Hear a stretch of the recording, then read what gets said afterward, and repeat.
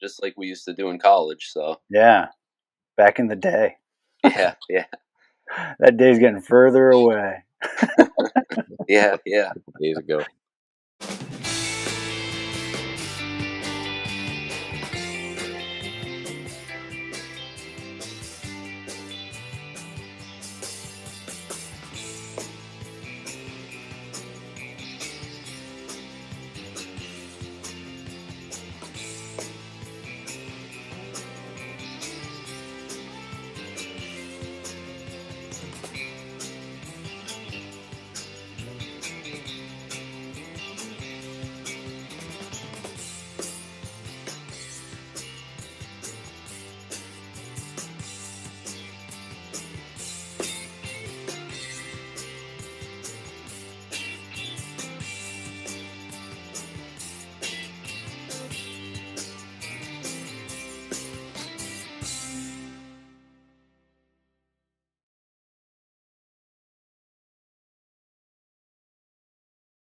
Running with Maverick and Wolfman. Maverick here. Wolfman here. We have an exciting show for you today. Before we get to that, make sure you find us on Facebook, Instagram, X, the big one, YouTube. When you find us on YouTube, please consider subscribing. That helps us come to people like you. Guys, tonight we have the incredible John Martino. John has been on our show before. He is a very talented runner who ran with us in college, and he's going to share some of his expertise with us tonight. What's going on, guys? Sure. Hey, John. Welcome back. Thanks. Welcome, John. Thanks for having me back. Yeah. Before we dive into it, you just did Napa Valley. How was that? Oh, it was awesome. It was such a great trip, and the whole 26 miles of the race, it was there wasn't a bad view of the whole course. It was awesome. If you ever get the chance to do it, it's totally worth it. So Nice. Nice wine out there, huh? yeah. I'm not a big wine guy, but I actually stayed with my aunt and uncle for the race, and I said, "Well, hey, take me to somewhere where you think is good afterwards," and they took me to where they took me. It didn't disappoint. It was like this old castle, and yeah, the wine was out of this world. So it was a cool experience. That's awesome. Yeah. All right. So, been getting some questions, and probably the biggest one that made me think we should have John back on. How important is cadence? It's a big chunk as far as like you mean with like injury prevention or like any other details with that question or They didn't really specify. That's why I thought it would be a fun little. It's too broad. We got to Yeah, narrow it down for John. His brain's going crazy with this question. He's been 3 hours later. So my thought was, well, for those that don't know, John, what do they suggest the cadence is for running? most books point towards you want to be somewhere around 180 steps a minute. And that's not like a hard and fast carved in stone kind of rule. Right, right. If you're 179 or you're 181, like you're probably okay. Right.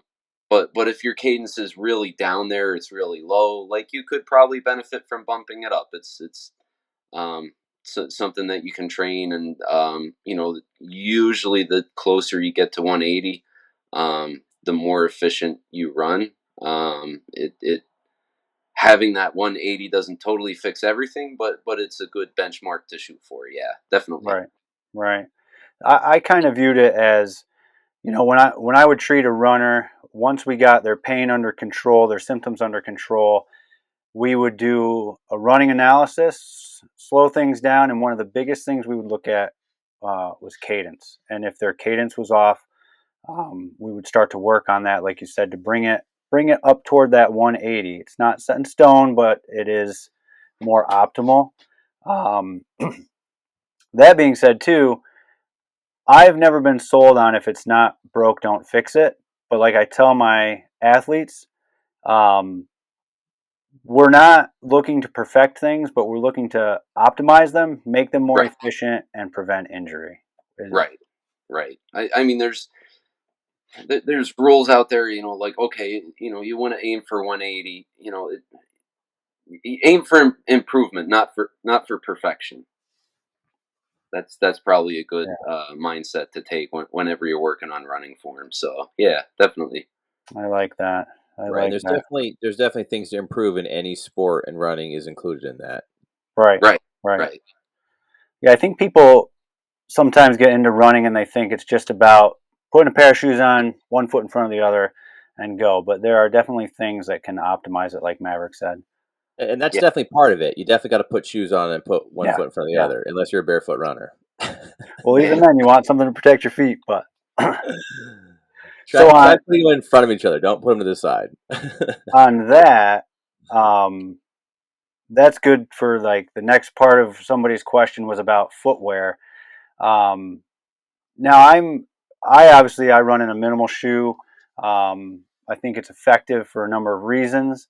Um, but I always recommend to people you want to find something one that's comfortable, right. two affordable, and something that's not going to fight your body's own mechanics, in my opinion. So, how do you advise people through that, John? Footwear. Um, I would say, say you have like a running shoe that's your go-to. You wear it, and you can log your miles and be relatively injury-free, and you're happy with it. I'd say don't beat yourself up over changing it. Um, where I see people get into trouble is people who hop from shoe to shoe, and oh, I tried this shoe and I tried this shoe, and they think just by switching shoes they can or they can treat like a muscular imbalance or something that's tight or something that's weak. And just because you put that different shoe on, you may have some work to do to correct your gait or correct some kind of muscular imbalance that you really should look at that first before like trying a bunch of different shoes on, and hoping that one of them is going to fix everything. Right, right. And I think that's pretty good advice. I mean, I think you're right. People do bounce from shoe to shoe, and I think an important part of that running analysis, besides the cadence, is looking for those imbalances you're talking about. Right, right. You know, they could be weaknesses, they could be tightnesses. But that was another thing that was always one of the first things we looked for was what we call in the trade asymmetries. Right, yeah, yeah. As soon as you find that asymmetry, I mean, it's almost like a good sign to you is like somebody trying to help a runner. It's like, aha, here's like the weak link. We can work on this. We can make that runner better, and we can improve it. So, um, yeah, that slow motion video, that doesn't lie. That'll No, show you where the problem is. So, yes, it will. I just want to mention for the listeners that don't know, John, myself, and Wolfman are all physical therapists. So we're coming at it from a running perspective, but also a professional perspective as well. And that's why we get so nitpicky about these kind of things. If you're new to running, obviously 180 cadence, you're going to be like, I don't even know what cadence means. I'm going to have to look that up. Yeah, So just start with kind of understanding cadence is basically like hitting the ground with your feet. How many times per minute is what John is talking about. And then the ideal goal is 180. Now, to a new runner, you might be hitting way off. It's just trying to close that gap over time. You don't have to do it immediately, but trying to get closer to it is right, meaning your form is probably improving if you're getting closer to that cadence. right, right. yeah, yeah. And I mean, mine generally sits around 175, 176. That's not good. So I know, I'm a little behind, but um, you know, again, we're not striving for perfection. Right, right, right. And when it comes to working on your running form, you want to give yourself lots of time to see the changes. Hmm.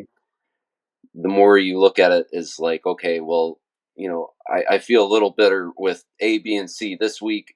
How am I going to be a month from now, or a couple months from now, or a year from now if I keep on trying to polish things up. Like be patient with yourself. Don't expect it to come all in one instant change. Yeah.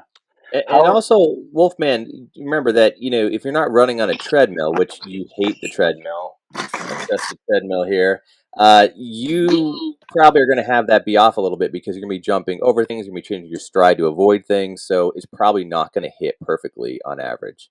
Right. Right. Yeah. Like Yeah. say you're a trail runner, or I mean, things are going to be off a little bit, and different surfaces, or we live in Northeast Pennsylvania. You have potholes, you have bad weather. That's going to throw you off a little bit. So, don't totally agonize over it. There's no potholes here. It's a pothole.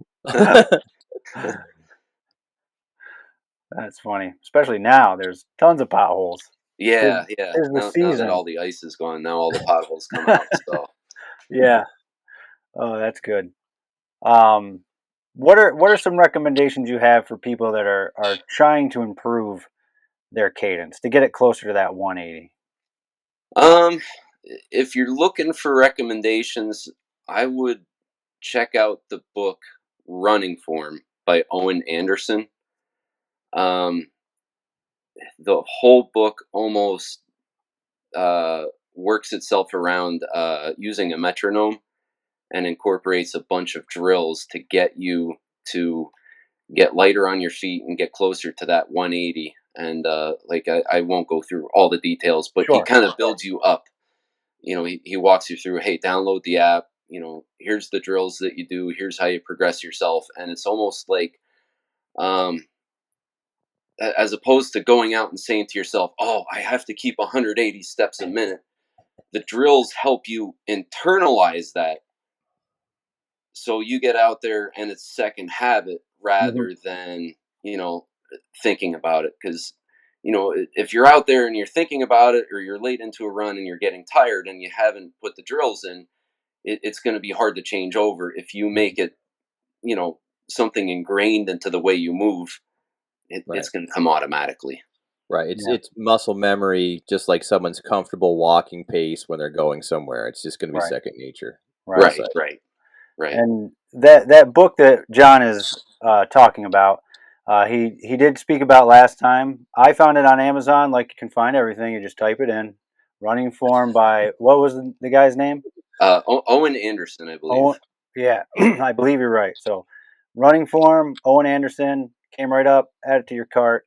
I have yet to read it, but I have a big list. But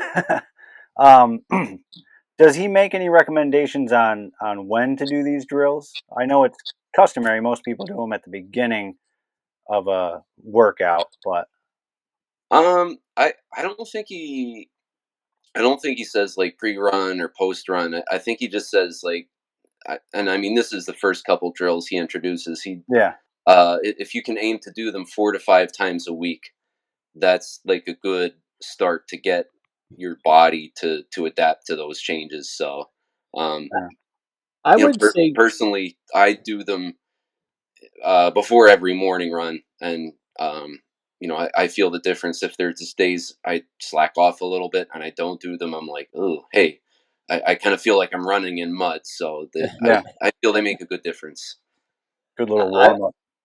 I would say 4 to 5 days is good practice for almost anything. For a lot of folks, going beyond 5 is too much. So 4 or 5 would be excellent. Yeah.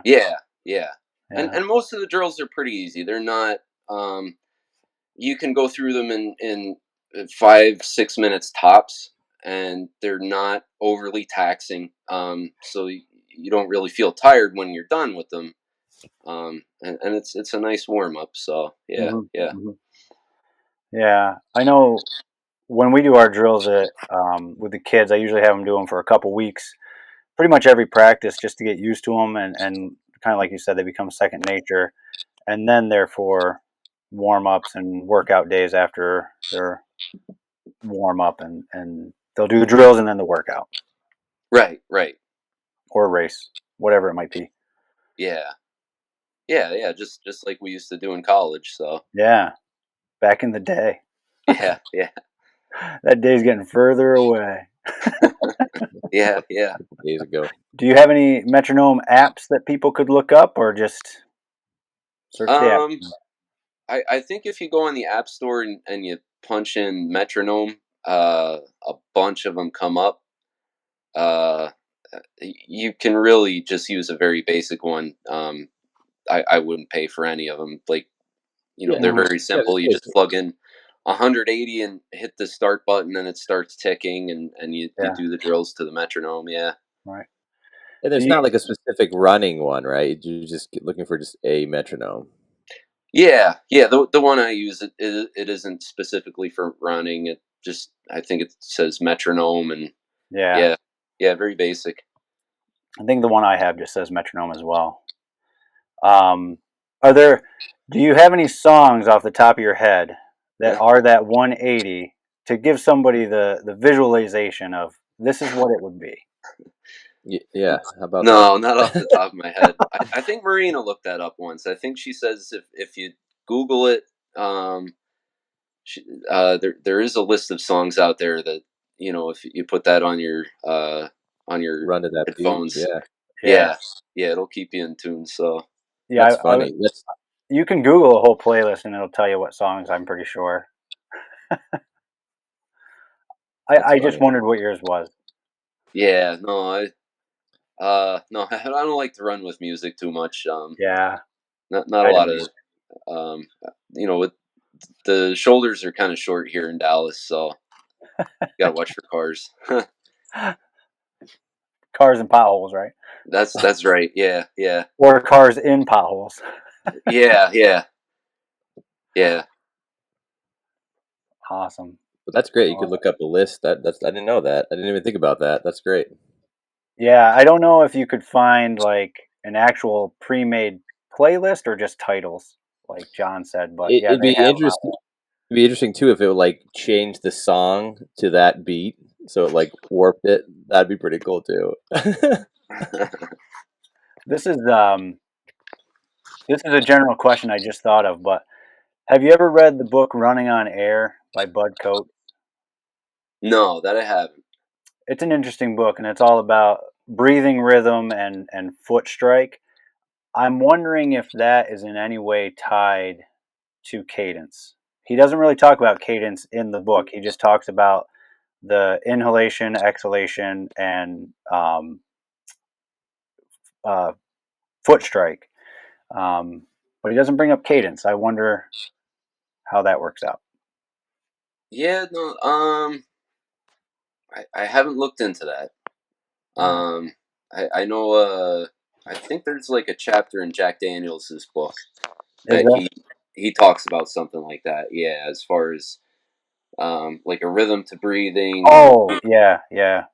um, when your foot hits the ground that you're supposed to be exhaling. And I never I never got super into it. It's probably I would probably benefit from working on it, but yeah, It's I a very I interesting thought book. you If you've never read it. I thought you kind of naturally started to breathe more properly. Do you ever think that like you just naturally start to breathe a little bit better when you get used to running? Because like when people first start running, they're like, and Yeah. it's like, what are you doing? Why are you breathing like that? Just breathe normal. But like So to experienced runners, they just kind of breathe and you don't even notice it. yeah. So the whole reason I even bought the book was people kept asking me, how do I breathe when I run? And I yeah, honestly never even thought about it. Never even crossed my mind, right?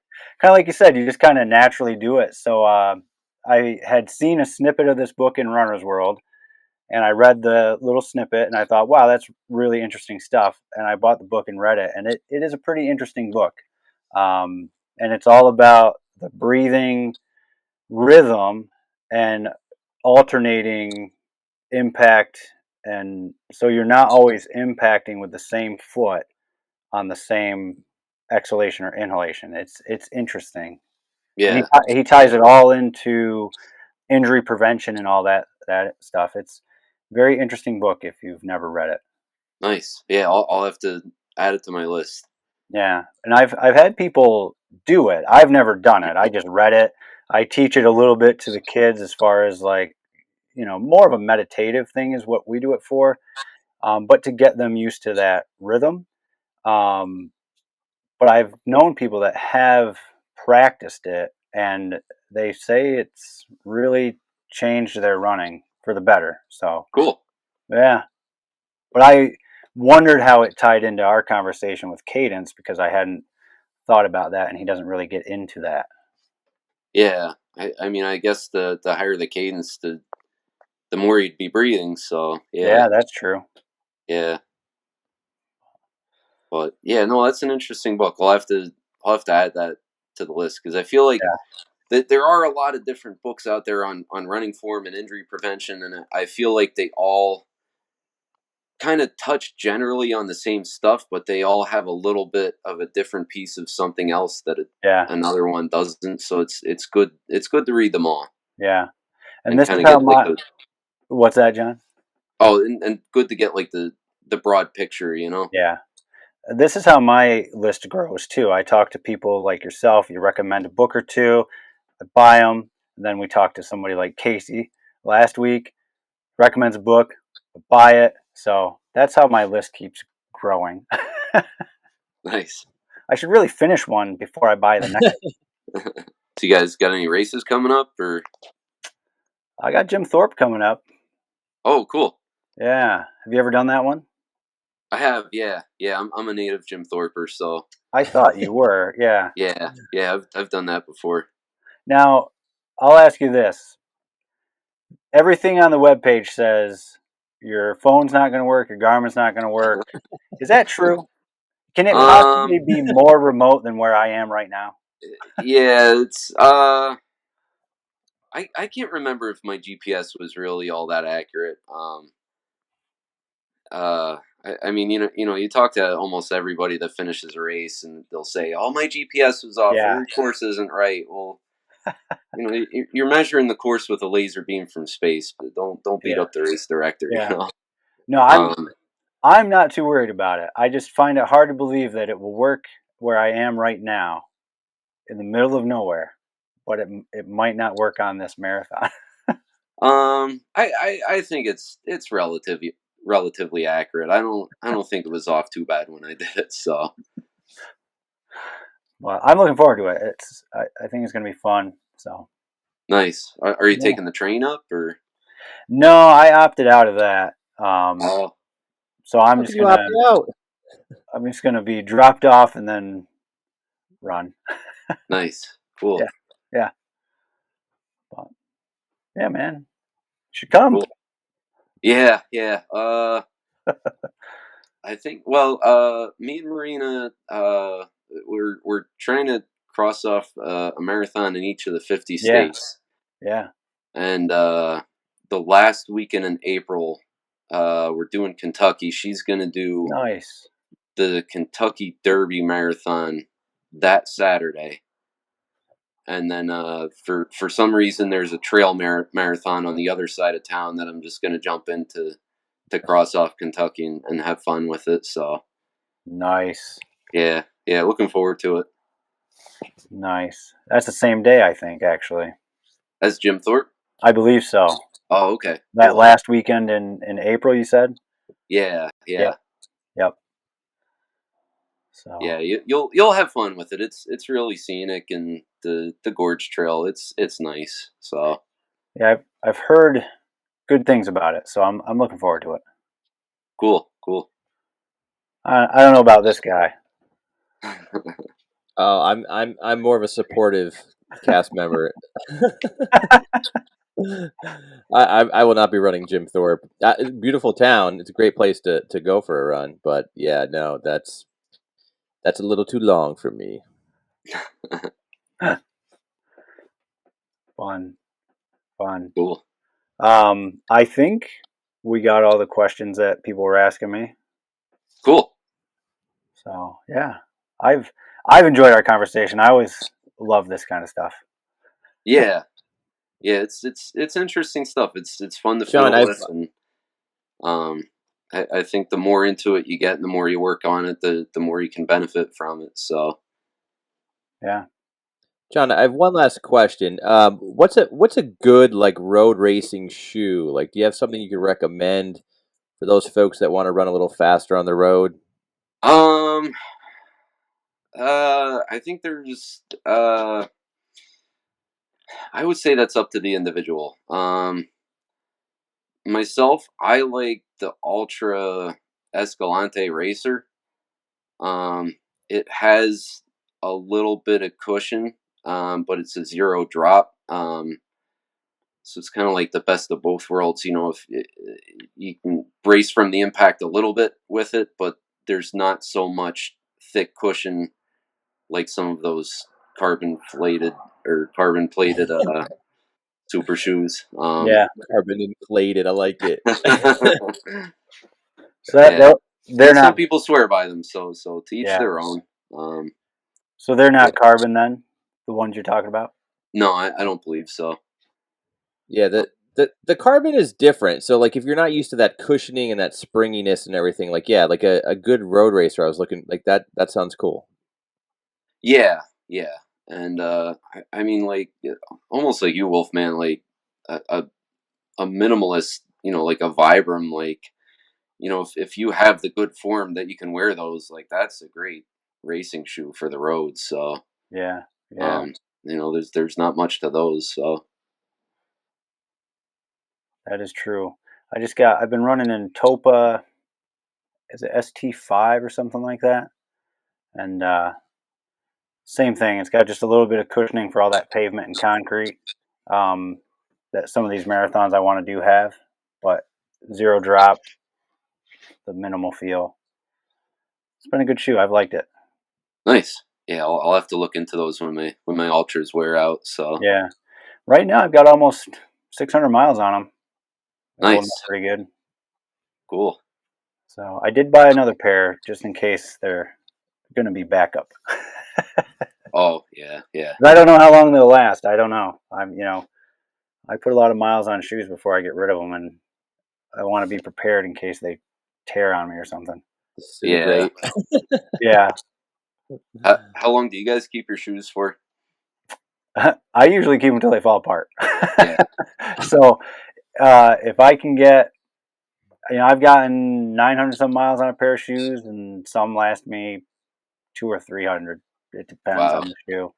Yeah, I would say that the worst shoes I've ever bought have broken down. Like they literally just are falling apart, like pieces of Yeah, rubber off of them. And the best ones I can wear to the point where they get worn down so much that when I hit rocks, it almost feels like I'm wearing like a sandal, and I'm like, okay, now it's time to get a new one. Yeah, I definitely felt that rock way too much. That's not good. yeah, yeah. No, I know what you mean. When they feel like moccasins, it's like, all right, time to go. yeah. Yeah, like if there's a nail that comes up, it's definitely through my foot. So I'm gonna get rid of these. And when I was in college, I had two pairs that I would alternate them and put the 300 miles or whatever they recommended on them, and then I'd retire them and do a different one. And then as I got more minimal, and you know, then of course they say the technology is not in the shoe; it's you. So then you wear the shoe as long as it'll last. Yeah, Right. well, we just need to like put some deck correct on the bottom of those buddies for you. Yeah, my goal is to get a shoe to 1,000 miles. Ooh, I've gotten close, but not there. nice. They haven't lasted that long. Were they your minimalist shoes or? They were a pair of New Balance Minimus, so they were a minimal shoe. I would say they're pretty similar to what I just found with the Topa. Um, so I'm looking forward to these. I think they're looking pretty good for almost 600. So I'm hoping these are the ones. Nice. Yeah, I'd put 900 some miles on that one pair, and then the like side started to just tear open, and every time it was just bigger and bigger and bigger. And I thought, well, it's time for new ones. Yeah. I kind of feel like ultras are like that. Like Yeah, the couple pair that I've had, the stitching kind of on the side breaks open, and yeah, yeah, I don't I feel like the shoe itself holds up, but like the top and the bottom kind of separate yeah. after a little while. So I forget which side it was, but one of them, the way they had the end stitched in was all that was holding that one side on. Wow. And I was like, yeah, this needs some new ones. I remember the one time I was out in the yard just doing some yard work, and I like walked through, caught like a little bit of mud, and my boot that I had on, the sole just ripped right off, and I was like, oh, I guess it's time to get some new boots for the yard work. That is not good. Yeah, I was like walking. I'm like, why does it feel so weird on my foot? I'm like, oh my gosh, the whole bottom's gone. Well, I'm out of questions. And bubble gum. And bubble Gotcha. gum. Didn't even see the bubble gum this episode. Awesome. But no, I really enjoy these conversations, John. I appreciate you coming on. Yeah, it's been Yes, fun. John. Yeah, Thank you for yeah. Thanks for sharing having your me on. expertise. Yeah, I'd say anybody interested in working on their running form, running form by Owen Anderson. That's a good start. Running Revolution by Nicholas Romanov. That's the Pose Method book. That's like another approach to running form. That's also a very good read. And if you Google search Knee Ability Zero by the Knees Over Toes guy, that is an excellent, almost whole body flexibility and strength routine. That's great for runners, and that one's free. You can Yeah. find like a free PDF of it, so definitely Knee worth checking out. Yeah. Knee Ability Zero. Yes, yeah, absolutely. I like Very it. good. Cool. Very Appreciate it, good. Thank John. you. Thank you. Yep. Maverick and Wolfman running out.